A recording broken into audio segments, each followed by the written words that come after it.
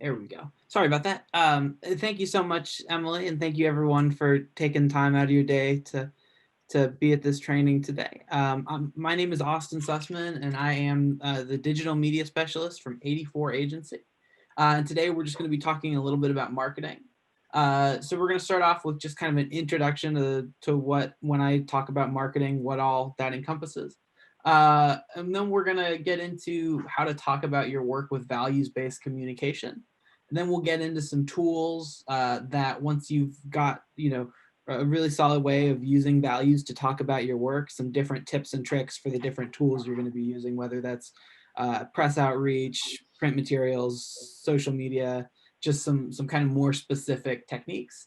And then hopefully at the end we'll have time for a Q&A to, if you have questions about anything I've said throughout the presentation, or just any general questions you might have about marketing your work. We'll hopefully have time for that at the end. So just a brief introduction to myself and 84 Agency. We help change makers tell compelling stories to connect with people and make an impact. So we're a marketing communications firm. We're based out of Charleston, but we do work all over the state and all over the country, working mostly with nonprofits or mission-driven businesses to help them tell their stories. We do that through social media campaigns, through advertising campaigns, through video, photo, press outreach, virtual conferences. So really, we work in a whole bunch of different mediums, but we really strive to make sure that whatever medium we're working in, we're telling compelling stories in a way that really resonates with whoever the audience is. So this is our team. And as you can see, I am the digital media specialist. So I really, any projects of ours that are based in the social media side or the digital advertising side, it's really my role to take the things that our copywriters and our photographers and our graphic designers have done and get them into a format that works really well online. So we're going to start off just with a brief introduction to marketing. And I'm going to have Emily throw our first poll out there, and I want your gut reaction to this question. So don't think about it. Whatever the first thing that pops into your head, go ahead and answer that. So our first poll is, do you do marketing in your role as an AmeriCorps member?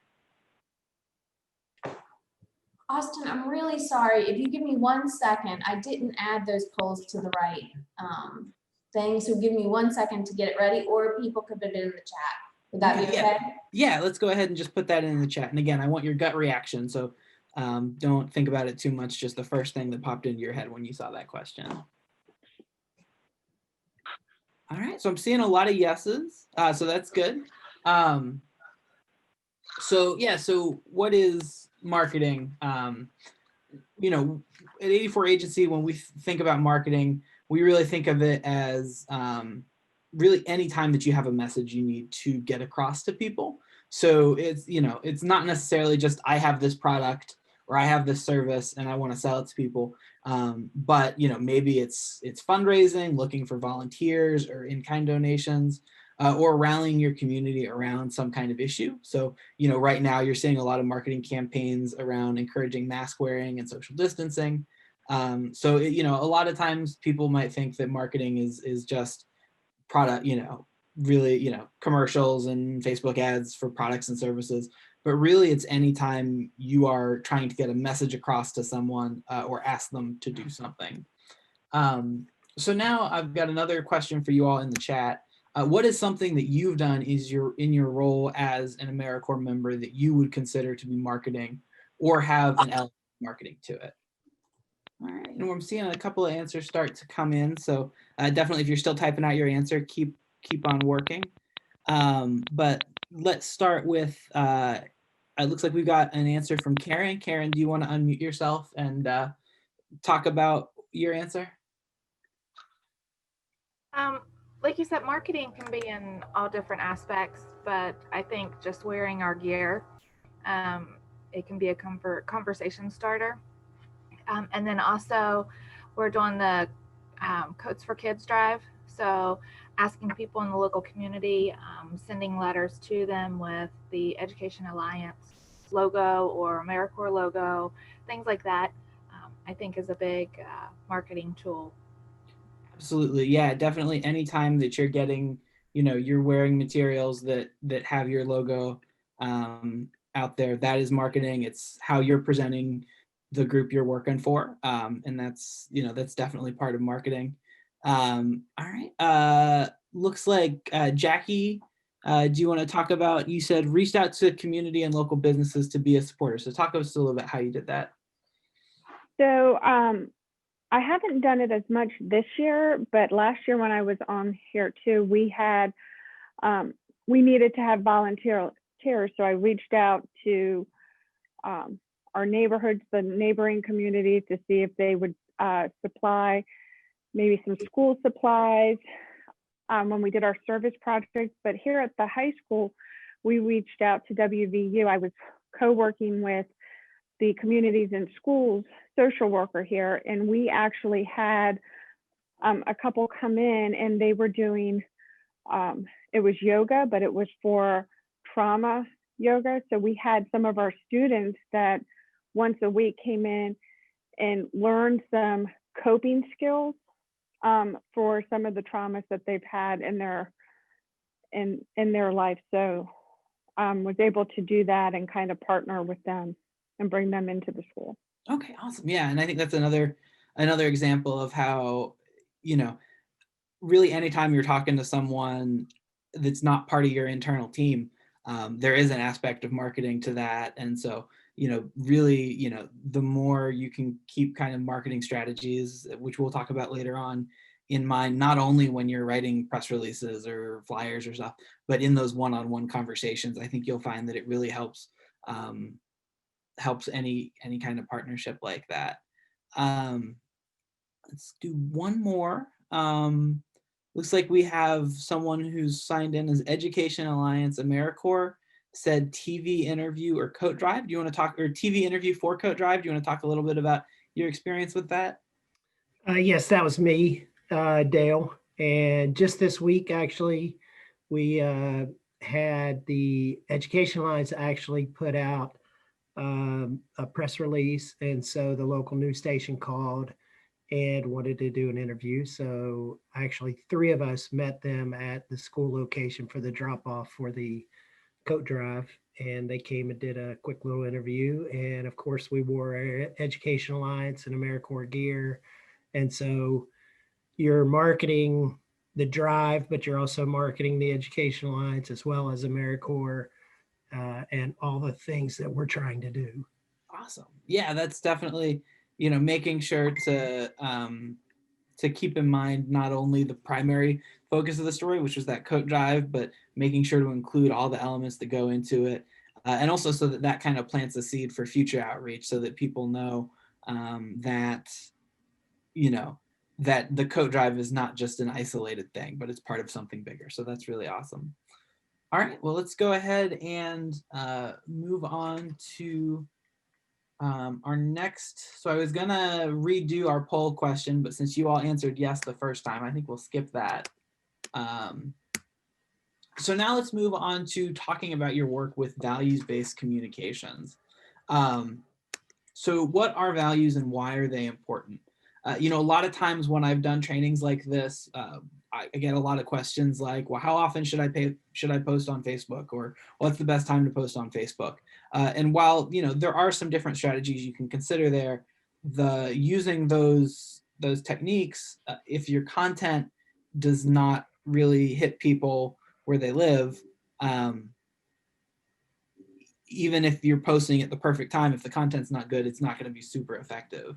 However, if you have really effective messaging and you're really hitting people with values, no matter when you post it, no matter what medium you're using, whether it's a one-on-one conversation with a local community member or a Facebook ad that goes out to 1,000 people, knowing how to use values can really improve the effectiveness of anything you're doing. So values are principles or statements of human behavior that we understand kind of through culture. They're things that, probably weren't explicitly taught to us, but we learned through, we all grew up in our various cultures, and they're just things that are sort of ingrained in our personality and our how we perceive the world.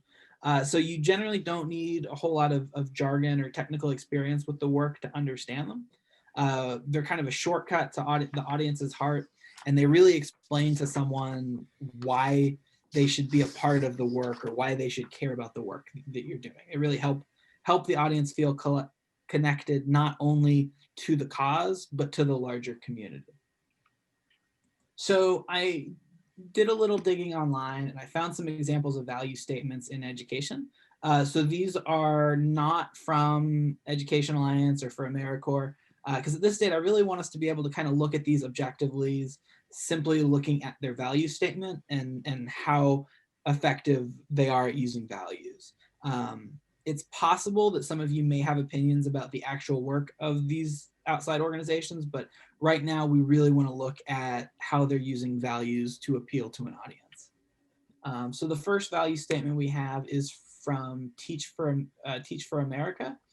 And they say, in communities across America, Teach for America alumni and core members are helping expand access and opportunity for children. So just real quick in the chat, I'd be curious, what do you see in this statement that feels like an effective use of values or values messaging? Well, I'm not seeing anything in the chat. So I'll go ahead and start kind of pulling out some of the things that made me decide to include this. And then if you have other things that you see.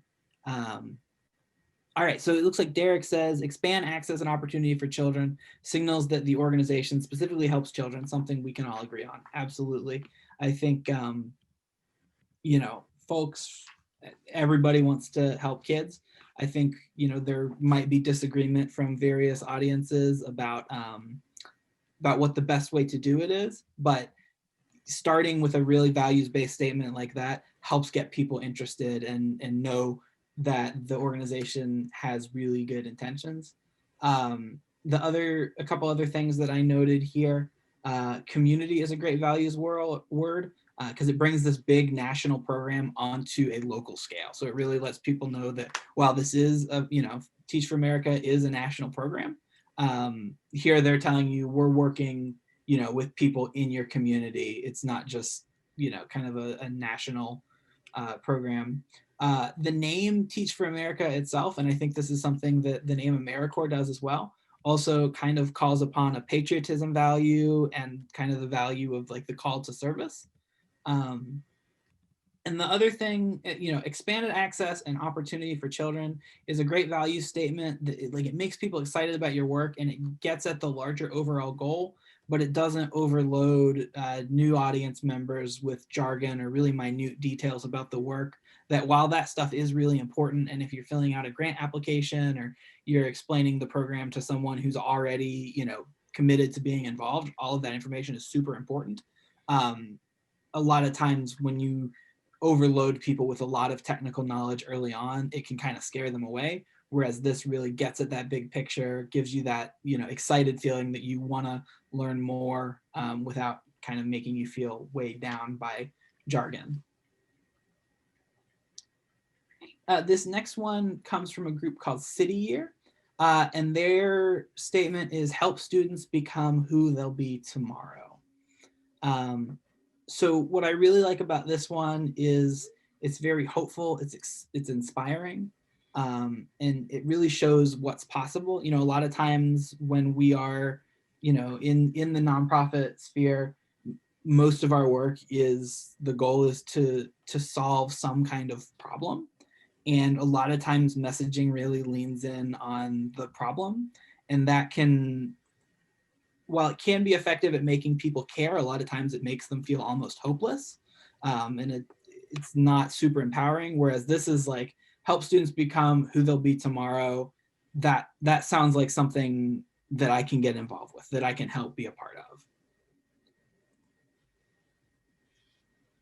All right. And now I'm gonna do one more example. And this one is a little outside of education, but it's an example that comes from a colleague of mine, and I think it's really cool because you can see a before of how they talked about their work before they started thinking in a values frame, and then how they talked about it afterwards. So this comes from the West Virginia Child Advocacy Network, and they are a group that deals with responding to child abuse.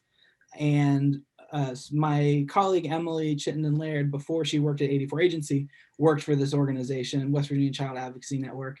And when she started working there, when asked to describe their work, she would say that their child advocacy centers provide a multidisciplinary, community-based approach when allegations of criminal child abuse arise. And that is a very accurate description of the work that they do. However, there's a lot of jargon, a couple of things that like really, I think, kind of weigh this statement down. Multidisciplinary, community-based approach. That could be a lot of different things. And if you're not someone who works in that field, you probably don't know what that is. Allegations of criminal child abuse. And again, if you were writing a grant, you'd probably want to include that much detail. But if you're talking to someone who just wants to know kind of what your organization does and what you stand for, first of all, what separates, what does it mean criminal child abuse? Isn't all child abuse criminal? So there's a lot of really kind of minute things in here that distract from the overall message that they were trying to get across. So Emily and her team went back and they workshopped a little bit, and then they came up with a more values forward way of talking about their work, which is empowering children, restoring hope, ending abuse. And that, really, it lets you know that they're responding to abuse, but it puts children front and center. And the work, because the work is really, at the end of the day, it's about helping the children and restoring their hope. So I think this is really a great example of how you can go from a really kind of jargony, overly specific way of talking about your work to something that's a little more values forward. And there always is a place for those more detailed explanations, but you want to lead with the values. And then once people are interested and care about your work, that's when you can get into those more specific things. So why do values work? They're sticky. They really kind of stick in your brain, and they make you remember the stories you're hearing. And they help people understand why they should care about the work you're doing. And they really help you see things kind of in a new perspective than you might otherwise if you were just given the technical information. The other reason they work is that it's a tool that a lot of people don't use. Research from the Frameworks Institute, which is an organization that really focuses on how different ways of talking about issues can affect how people perceive them, have found that 60 to 80% of nonprofit communications don't use any value statement at all. And so if you add that into your communications, it can really help you be more effective than other people in this space. They've also found that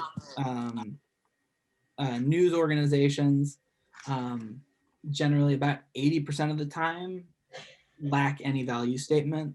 And as they should, the media is supposed to be objective. I would say that today, where so much of the news is opinion-based, as opposed to when this study was done, because it was a few years ago, there's probably more value statements being used in news media, but still, the majority of media coverage doesn't use any sort of value statement.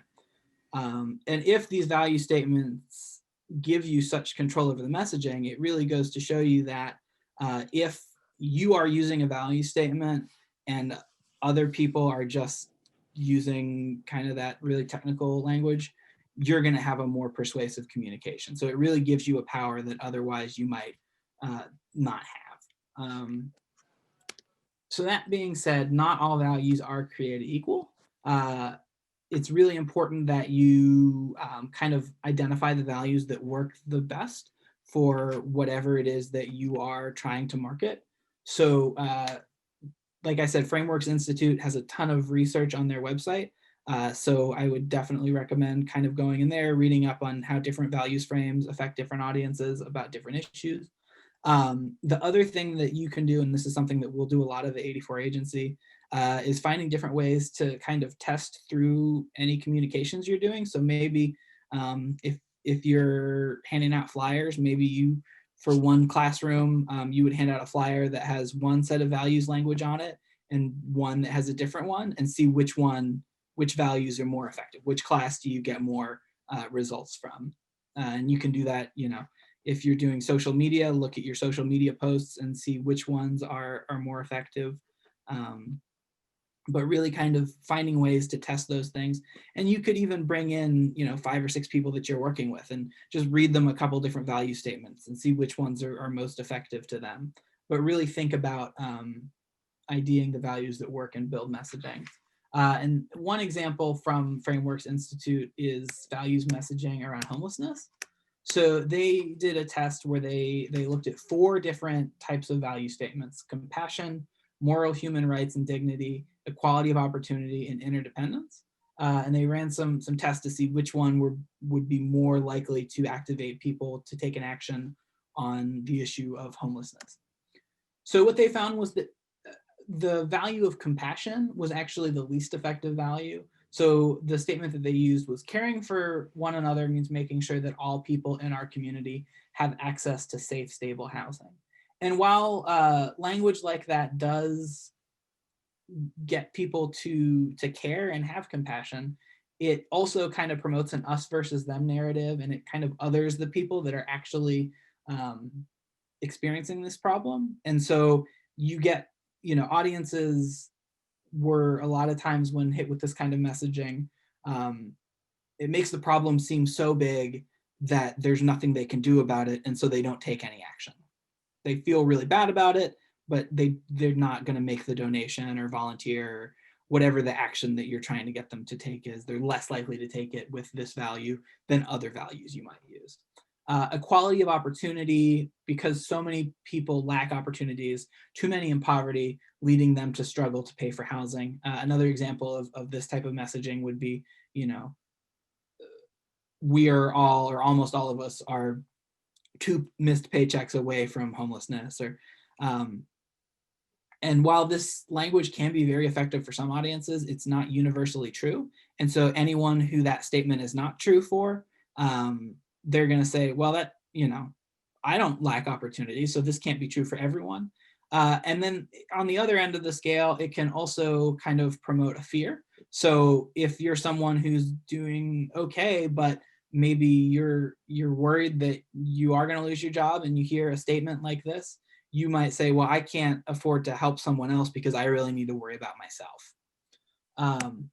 The more effective values for this issue of homelessness are moral human rights and interdependence. So everyone has the right to be treated with dignity. Living with dignity means having access to decent housing. You know, it really promotes the feeling that everyone in the community is affected by this issue, and they have a common threat. And it encourages thinking about problem solving at a systems level. So it promotes that idea that this is something that we can all work together to help the people that need it. And then interdependence, when some people are struggling, it hurts everyone. Right now, many people who are homeless or at risk of becoming homeless, which makes it harder to contribute and share in our country's prosperity. So again, that really promotes that feeling of community and commonality. And it encourages the people being asked to take action. Not only does their action help the individuals that are directly receiving the services, but it also brings something to everyone in the community, kind of that a rising tide lifts all boats. So it really makes that one person that's being asked to help, it makes their action seem even more powerful and empowers them to take that action. That being said, any value statement is better than none. So all 4 of those examples I just gave, even the less effective ones, were more effective than a control statement that was just factual information with no value statement added on top of it. So while it is important to kind of workshop your value statements and figure out which ones work best, just using them at all is going to be a great start. Just kind of trying different ones, even before you figure out which ones are the most effective, as a general rule, we found that almost any time you work a value statement in, it's going to be more effective than if you didn't.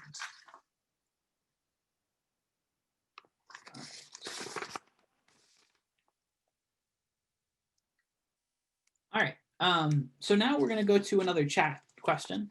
And I want you to, and I'm not looking for a whole statement at this point, but just think about a value that you could potentially pull on to make any kind of marketing communication that you were doing more effective. Specifically in your role as an AmeriCorps member.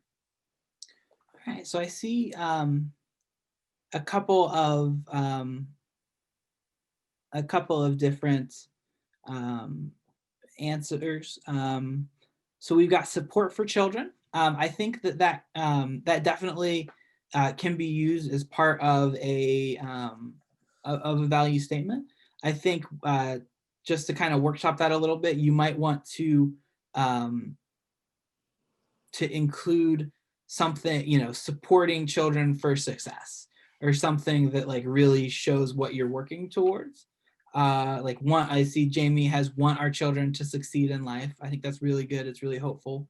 Empowering and equipping students for the future. Again, that's really, empowerment is a great value statement, as well as that mention of the future, what we're working towards.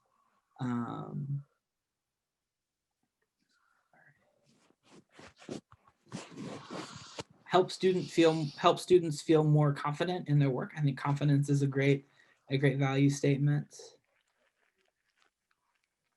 All right. So yeah, we've got a lot of really good statements here.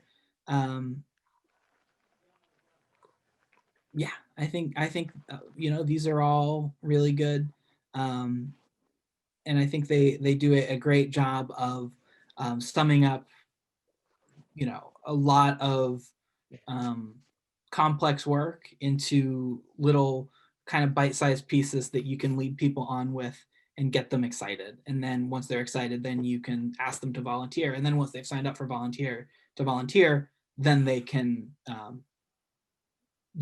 you can work with them to understand the specifics of what they're going to be doing. But getting them interested is really a lot of times the hardest part. And so that's where those values really come into play. So now we're gonna apply this just a little bit more in our first breakout exercise. So this will be for 10 minutes in groups of 2. And you're gonna work with your partner, or I don't know if we have an odd number on here, there might be a couple of groups of 3.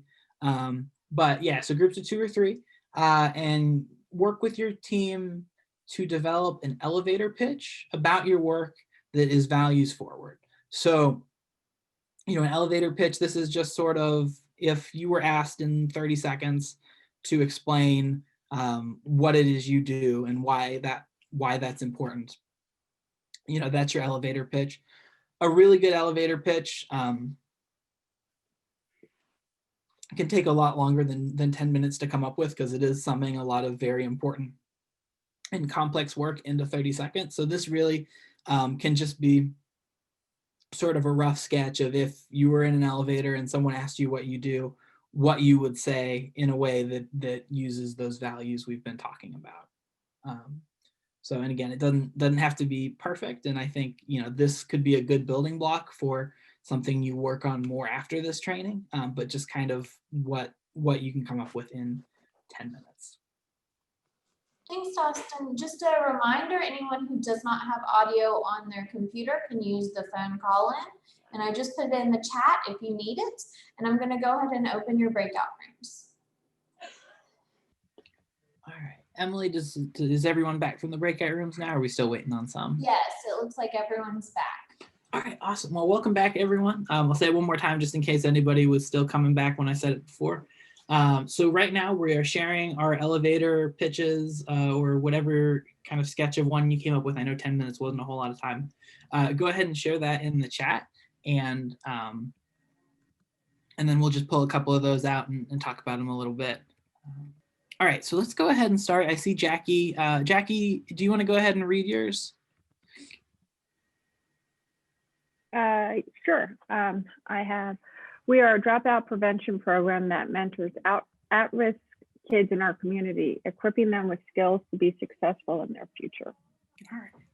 Thank you, Jackie. I think that's great. It sums up what you do very quickly. It includes some more operational details, like the fact that you are in a dropout prevention program, but not so much that it weighs the statement down. I think mentor is a great word that, while it is, you know, it's a very descriptive word that says what you're doing. There's also a lot of values that go along with that. I think everyone has, even if they weren't part of a mentoring program, they probably have a mentor they think of, and they think like, oh, I would love to be able to be like that person was for me, for someone else.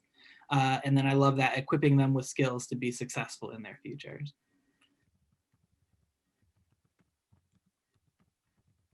Okay. Sierra Stowers, do you want to read yours? Yes. We just, me and Levi said, let me get the chat pulled up. We do community outreach and work with at-risk students to show they matter. The program also gives back to the community through the workers by giving them scholarships to better themselves through furthering their education. Okay, awesome. Yeah, I really like to show they matter. I think that's very empowering and really, you know, lets people know why you're doing the work that you're doing, not just what the work is.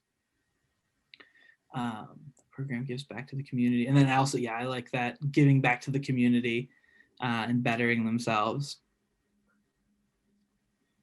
Let's, Jordan Bowman, do you want to read yours?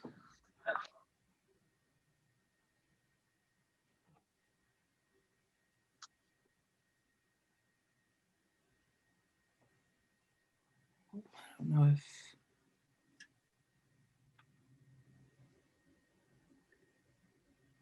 Jordan, are you still here?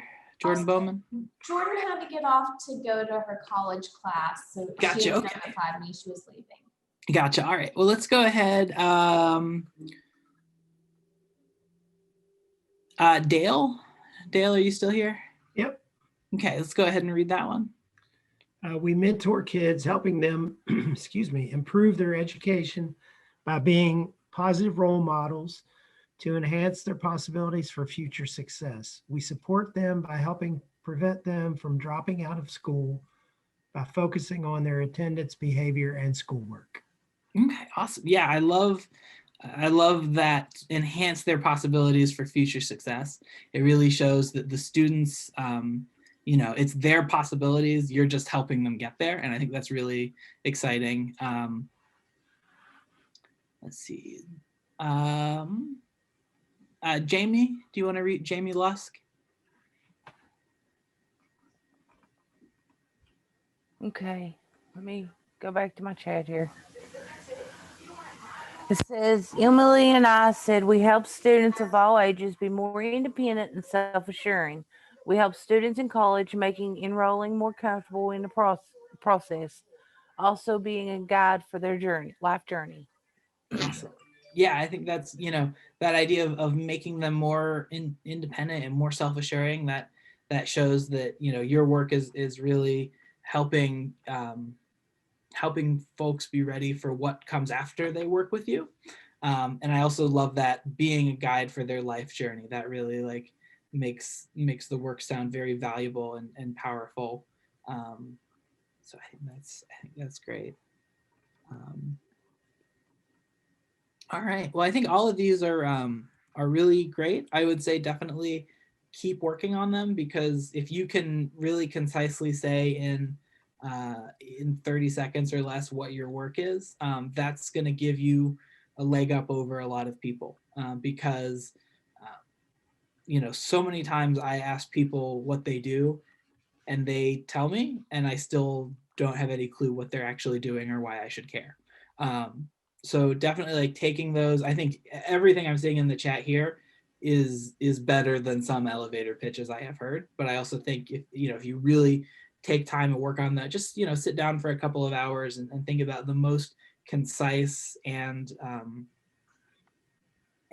values forward way to explain what you do, so that people know what you do, but also know why they should care. That can be a huge tool in almost any marketing situation. So we're gonna go ahead and skip over the second breakout exercise just because I want to make sure we have time to get through this this next section, which is the tools to share your values.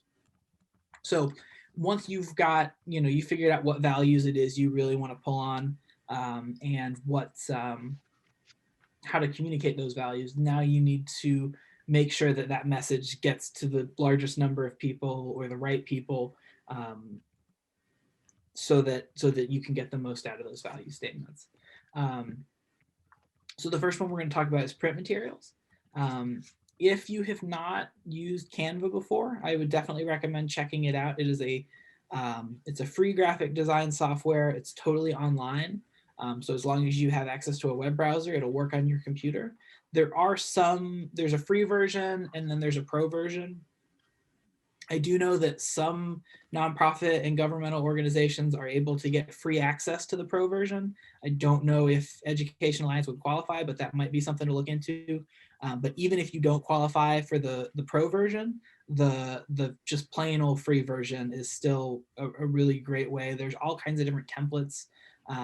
So I would definitely recommend checking out Canva for any kind of print materials or other graphic design. And the other thing, to really think about anytime you're designing something is designing for whatever you're going to be using it for. I know when I was in college, people would always design these really lovely, colorful flyers in Canva, except the college only had black and white printers. And so they print these things out and you couldn't hardly read them because things that were orange on the color version were light gray on white paper and you just couldn't read them. So if you know you're gonna have to print something in black and white, take that extra time to design a black and white version. Likewise, how you would design a flyer that you're gonna be handing out to people is different than how you're gonna design a flyer that's going up on the bulletin board. If it's on the bulletin board, you probably only wanna put as much information as people can see in the 5-10 seconds they glance at. And then how they can get more information, whether it's your website link or what they should look for, where they should go in the school to get more information. Really think about, okay, how long can I realistically expect people to look at this? And then make sure the most important information is conveyed in a way that it gets to them in that amount of time. Likewise, if you have a flyer that you're handing out, I mean, right now we're probably not handing out a lot of flyers because of COVID, but eventually, hopefully we'll get back to a place where we're handing out a lot of flyers. And then a flyer you're handing out, you're probably going to be able to fit more information than one that goes up on the bulletin board. And also, be strategic about where you hand out your flyers and where you put the flyers that you hang up. So really just think about the most effective of places to put that print material. And then also make sure you're following all applicable brand guidelines. So both AmeriCorps and the Ed Alliance have brand guidelines. I know AmeriCorps just released a new set of brand guidelines that are very thorough. It's something that, as someone in a marketing position, I love it when clients hand me things like that because it makes my job very easy because I can just follow what the organization has already put together. And I personally think that the new AmeriCorps brand guidelines are some of the most thorough that I've seen. So definitely, if you haven't really taken a look at those, make sure you check those out. And also make sure you give attribution to any partners you're working with. So obviously AmeriCorps and the Ed Alliance, but if you're working with other outside groups, make sure you include them on all your print materials so that everyone gets the full picture of who's involved in your project. Next is press outreach. And I know some of you said that you've already been doing some of this, but when you're writing a press release, you always want to think about who, what, where, when, and why. Who is this being sent out on behalf of and who's involved, what's going on, where is it happening, when is it happening, and why should the reporter care?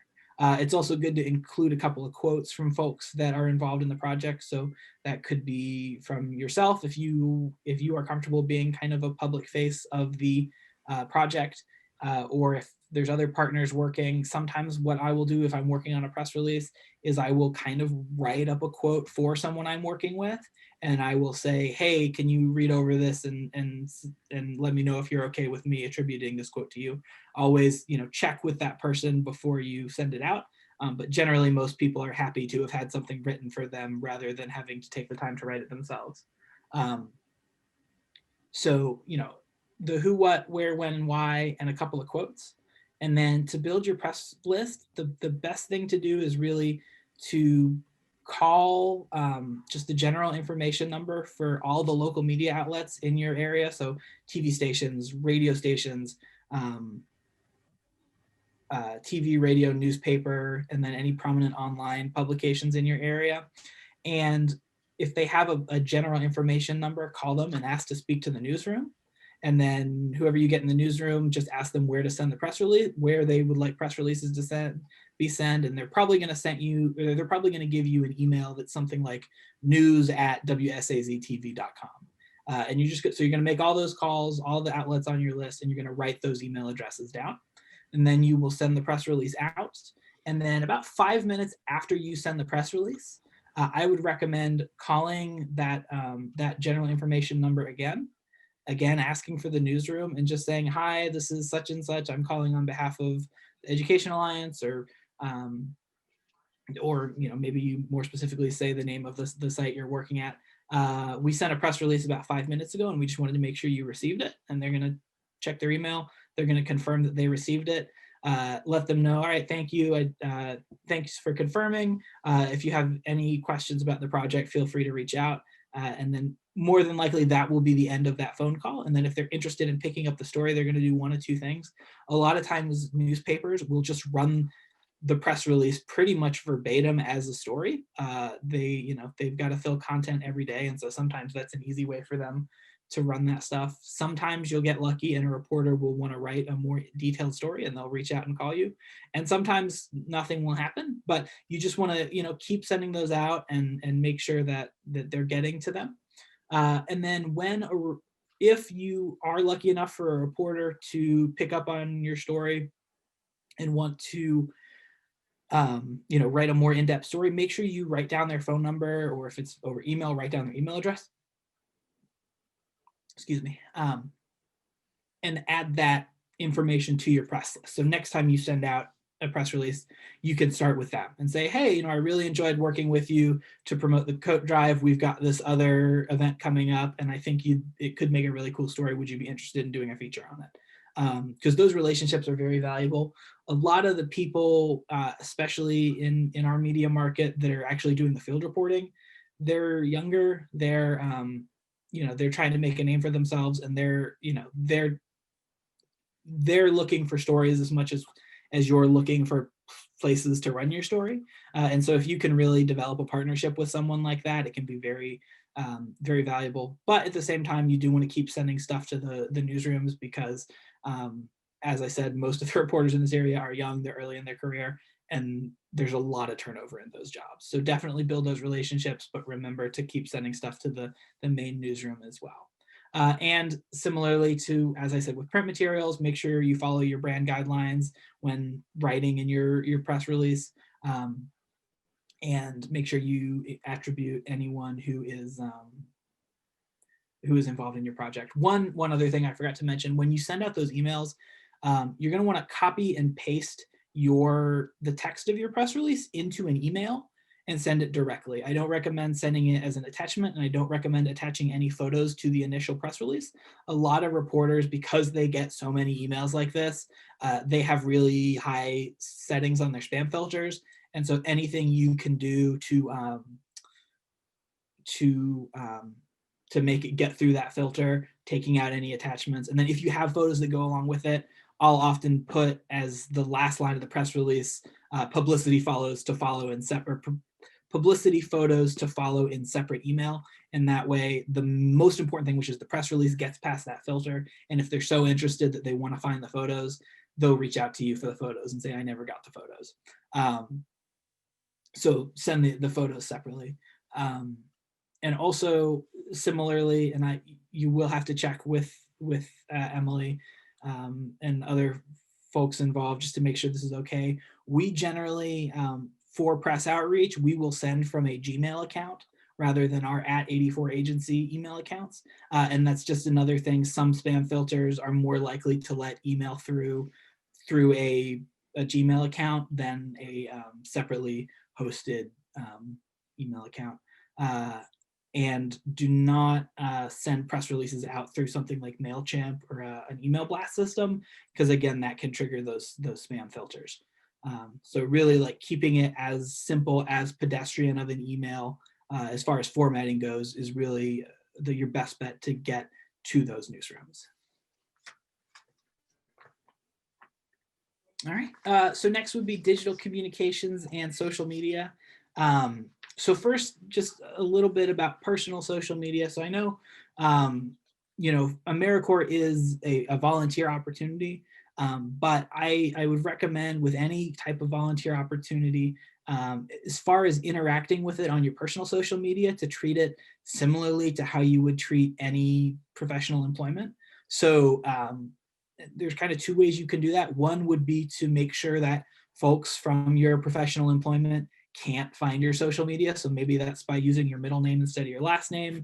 Maybe it's by using a photo of your favorite cartoon character instead of your profile picture. There's different ways you can do it, and really locking down those privacy settings if you don't want people from your professional employment, or in this case, your service, to find you on social media. But if you're really excited about what you're doing at your site and you want to share it with all of your Facebook friends, then make sure you go through your social media and don't have anything that you wouldn't want to represent on your site, at your volunteer site, on your social media. So just either make sure your personal social media is a little bit more professional, or really kind of think about ways to set that firewall up between your professional life and your volunteer commitments and your personal social media. However, now let's talk a little bit more about the organizational social media. So that would be a Facebook page or Facebook event for your service site, or for an organization you were working with or something like that. So this is where we get into that question of how to develop your posting schedule, how often to post, when is the best time to post. And there's no one right answer for those questions. For the when to post, I would recommend going, if you're an admin on a Facebook page, you can look at the insights and the analytics, and it will show you sort of a bar, or a bar graph of what days and what times your followers are on, the most of your followers are online.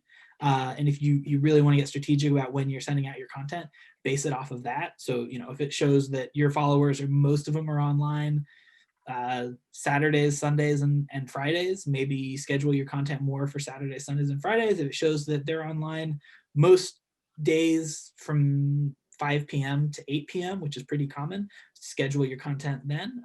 If you're a more professional organization trying to reach a more professional audience, it might be that you want to post stuff during the workday, because you know that folks are in that workspace kind of headspace during the workday. So it's really thinking about your audience and when your content would be most valuable to them.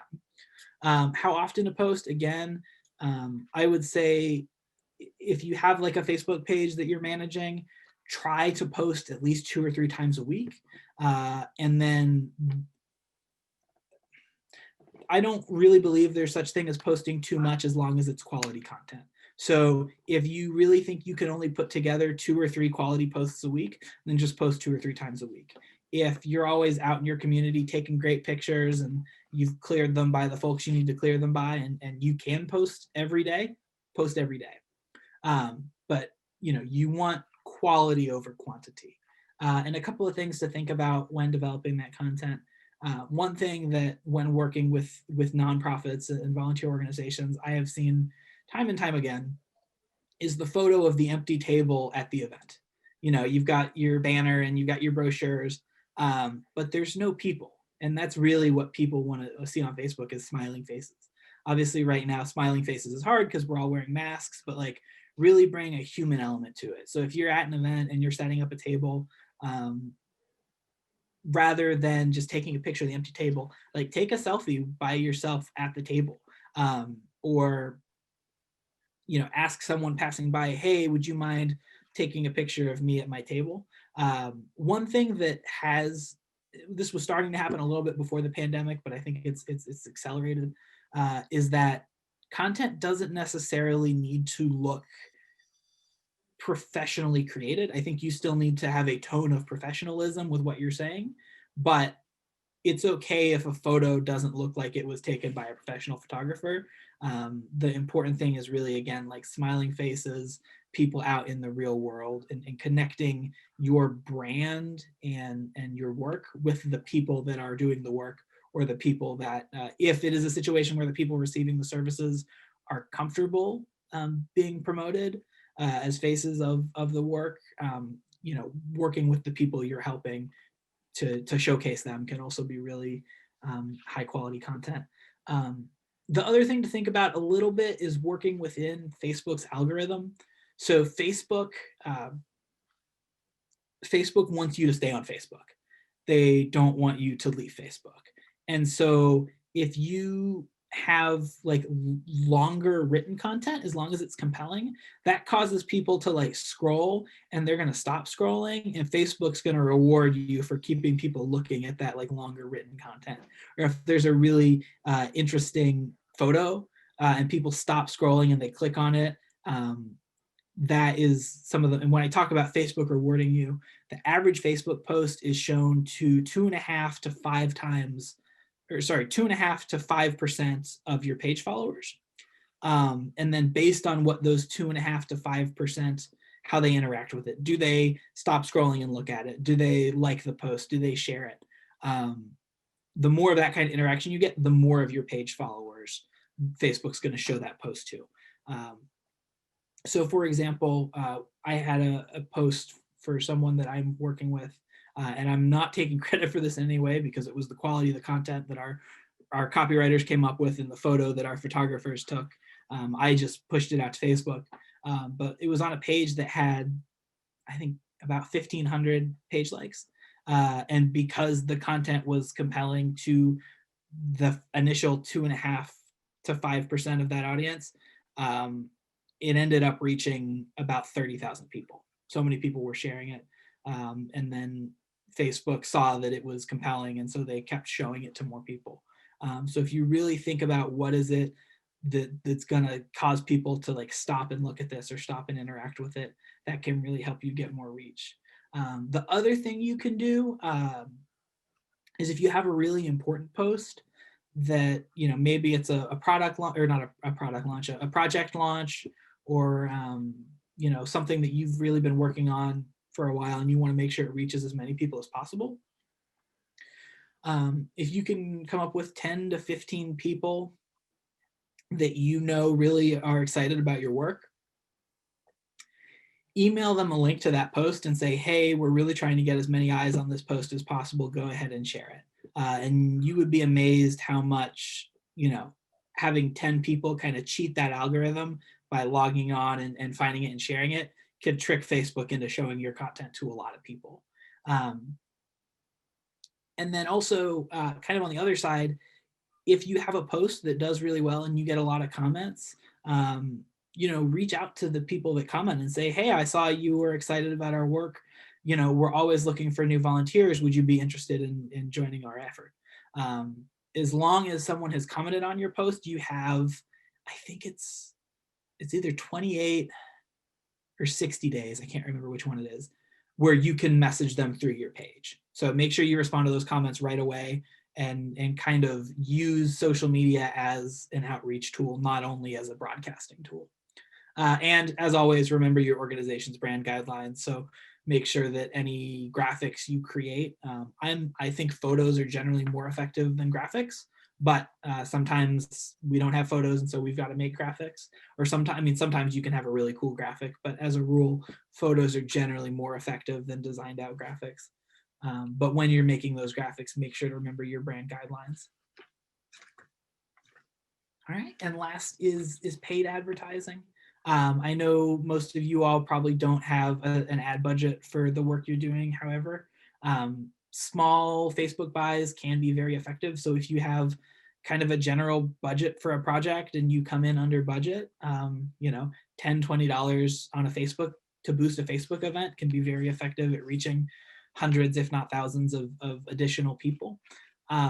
When you're creating content for your paid advertising, more so than ever, I mean, it's always important, but make sure everything is proofread, everything matches your brand guidelines. It's a lot harder to change a post that has been boosted than it is to change a regular post. So really anything that you're paying to promote, you want to make sure that is the best of your content, the most effective of your content. So usually when we have an ad budget for a project, we'll run the content that will be the ad for like a couple of days organically, and then we will pay to promote it once we know that like we've got the content down. And then also you definitely want to look into ways to potentially get free advertising space. So reach out to your local newspapers, reach out to your local TV and radio stations. Sometimes they do have programs where for nonprofit or governmental organizations, they're willing to kind of do like in-kind donations of ad space. So don't be afraid to make those calls, and just give them your elevator pitch and say, we're really looking to promote X, Y, and Z. Would it be possible that you could come on as a sponsor with an in-kind donation? Doesn't always work, but it's great when you can get it. All right, so that is the end of my slideshow and what I have in my notes.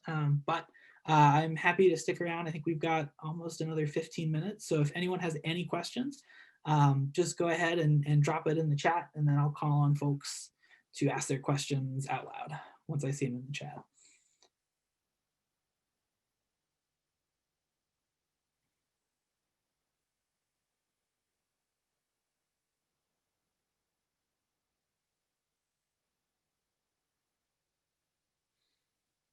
Thank you, Austin. I'll give everybody just a minute to see if there's any questions. Anybody have any questions? Okay, well, we'll conclude the training for today. Thank you, Austin. I think that was great and a really good opportunity for the members to learn about marketing, the great work they do. And I also thought that you guys had some really awesome elevator speeches. I actually copied them out to use later. So I think that you guys really had some good takeaways. So thank you. And I can see that Austin has his information up if you guys want to contact him with questions or things from today's session. So Austin, anything else to add?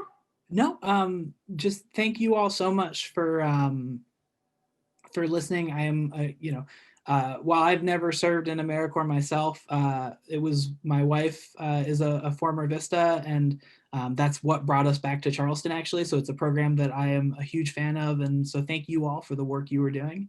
And if you have any questions at all about anything I talked about or anything marketing related that you need help on, just shoot me an email, austin@84agency.com, and I will do my best to assist you. So everyone have a wonderful rest of your day, and thank you so much for your time.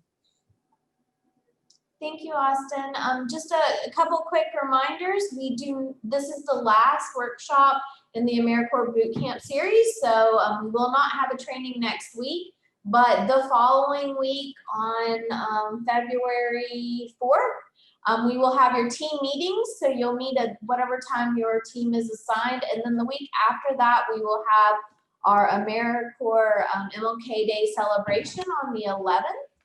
So please plan to attend both of those. And if you haven't already done so, make sure to send in your MLK Day report for this week. We've already received a lot of great responses, and it looks like as of yesterday, there were already 166 items collected, which I think is very impressive. So keep up the great work, and we appreciate everything you guys are doing. Emily, I would just add, if you haven't finished the Volunteer West Virginia survey, please do that as well. There are many of us who have not